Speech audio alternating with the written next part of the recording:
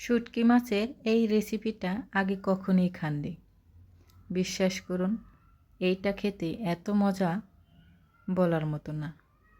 লোটটা শুটকি আলু আর রসুন দিয়ে লাউ পাতার পাতুরি। কীভাবে এই রেসিপিটা করলাম দেখতে হলে পুরো ভিডিওটি আমার সাথেই থাকুন। আশা করছি ভিডিওটি ভালো লাগবে। আসসালামু আলাইকুম। আজকের রেসিপি লোটটা শুটকির লাউ পাতার পাতুরি। প্রথমে আমি আলুগুলো ছোট ছোট করে কেটে তেলে হালকা করে ভেজে নেব। তারপর আবারও তেল দিয়ে দিলাম, সরিষার তেল, পেঁয়াজ কুচি, কাঁচামরিচ কুচি ভালো করে ভেজে নিয়েছি। তারপর আদা রসুন বাটা ভালো করে কষিয়ে নিয়েছি। তারপর অল্প একটু পানি দিয়ে দিলাম। তারপর দিয়ে দেব মশলা, মরিচের গুঁড়ো, হলুদের গুঁড়ো, জিরা গুঁড়ো, ধনিয়া গুঁড়ো। মরিচের গুঁড়াটা বেশি দিলাম। লোটটা শুটকি মাছ ঝাল ঝাল খেতেই ভালো লাগে। যদি কেউ ঝাল কম খেতে চান, ঝালের পরিমাণটাই কম দিবেন। আমি ঝাল খেতে পছন্দ করি, তার জন্যে মরিচের গুঁড়াটা একটু বেশিই দিলাম। এই হলো লোটটা শুটকি। প্রথমে শুকনো কড়াইতে ভেজে তারপর গরম পানি করে সুন্দর করে কষলায় কষলায় ধুয়ে নিয়েছি। এখন ভালো করে কষাই নেব। চুলার আঁচটা মিডিয়াম টু লোতে রেখে ভালো করে কষিয়ে দিয়ে দিলাম আস্ত রসুন দিয়ে দিয়েছি। এখন ভাজা আলুগুলো দিয়ে দেব। এখন একটু সময় নিয়ে ভালো করে কষাই নেব।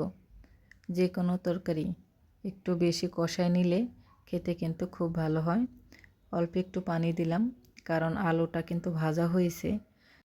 আলু তাড়াতাড়ি সেদ্ধ হয়ে গেছে, লোটটা শুটকিও সেদ্ধ হয়ে গেছে। তো আমি এক পাশে রেখে দিলাম।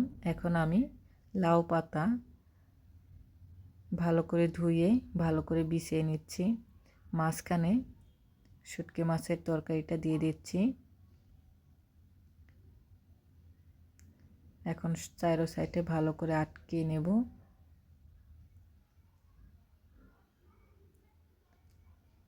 একটা সুতা দিয়ে এখন ভালো করে বানবো। তো এক হাতে বাঁধছিলাম দেখে একটু সময় লাগতেছিল, দুইজন হলে বাঁধতে ভালো হয়। হয়ে গেছে। এখন আমি কড়াইতে সরষের তেল দিয়ে দিলাম, গরম হয়ে গেছে। আমি এখন ভাজবো।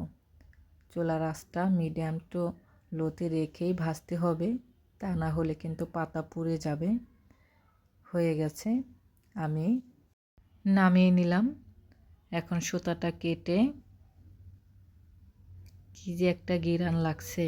একে তো শুটকি মাছের ঘিরান, তার মধ্যে লাউ পাতার ঘিরান, রসুনের ঘিরান, এটা না আলাদা একটা মজা। সত্যি বলছি, এইভাবে একবার হলো এই রেসিপিটা ট্রাই করবেন। খেতে দারুণ মজা হয়েছে। ভিডিওটি যদি ভালো লাগে লাইক কমেন্ট করবেন, শেয়ার করবেন, ফেসবুক পেজটা ফলো দেবেন। ইউটিউব চ্যানেলটা যারা দেখতেছেন প্লিজ আমার ইউটিউব চ্যানেলটা সবাই সাবস্ক্রাইব করবেন। রেসিপিগুলো কেমন লাগে অবশ্যই কমেন্টে জানাবেন। আল্লাহ হাফেজ।